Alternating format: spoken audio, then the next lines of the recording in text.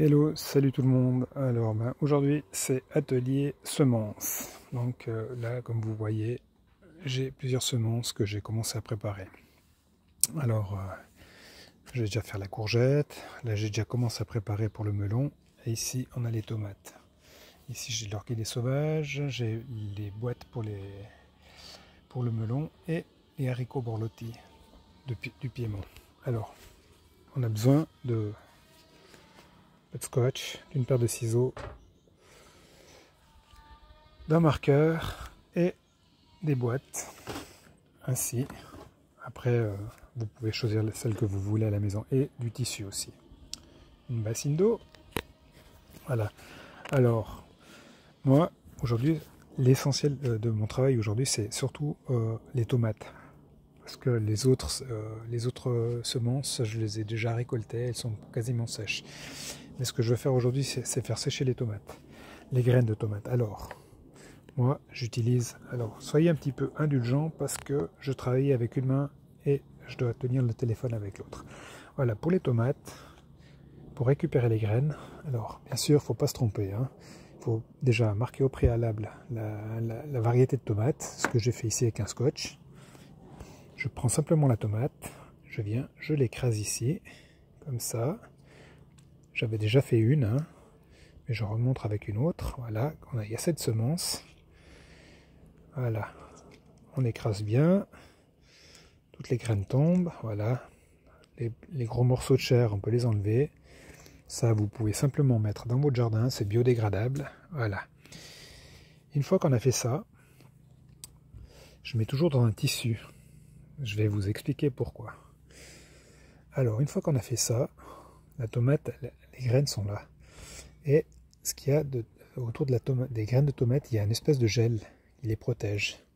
Alors, pour faire partir ce gel, on vient simplement comme ça, on prend ça, le tissu, ce qu'on ne pourrait pas faire avec du papier, par exemple. On vient ici, on rince, voilà, une ou deux fois, pardon, je vais simplement dans l'eau, voilà, et là, une grande partie de la pellicule gélatineuse qui se trouve autour de la graine de tomate est partie. Ensuite, on reprend ça, alors un peu d'indulgence, hein, comme je travaille avec une main, voilà, on rouvre simplement ici comme ça, voilà, et voilà. Là, on peut déjà voir que les graines sont presque libérées de leur... Ce qu'il faut faire maintenant, c'est simplement les réunir un petit peu avec une spatule. Alors, j'utilise une spatule, mais tout ce qu'on utilise quand on fait ce genre de choses, il faut désinfecter avant. Que ce soit les ciseaux, les spatules ou bien même les boîtes, il faut juste désinfecter, pas qu'il y ait des maladies qui sont déjà au préalable sur les ustensiles. Voilà, on réunit simplement les graines au milieu, voilà, comme ça. Et ce qu'il faut bien faire attention aussi, c'est de ne pas mélanger, mettre une graine dans une autre boîte. Une fois qu'on a fait ça, on prend simplement ici le tissu, on le met dans sa boîte, comme ça. Voilà, il y en a un peu partout, hein, je ferai correctement après. Là, là et là. Et on prend la boîte et on vient les mettre sur un bac de séchage qu'on va mettre au soleil plus tard. Et je vous explique pourquoi dans un tissu c'est beaucoup plus intéressant que dans du papier.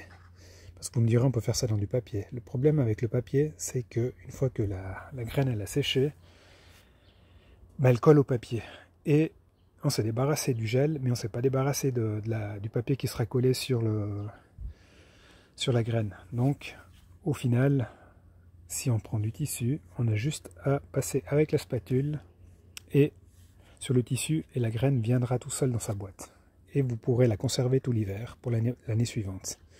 Alors c'est important de faire vos graines vous-même parce que vous pouvez sélectionner vos variétés.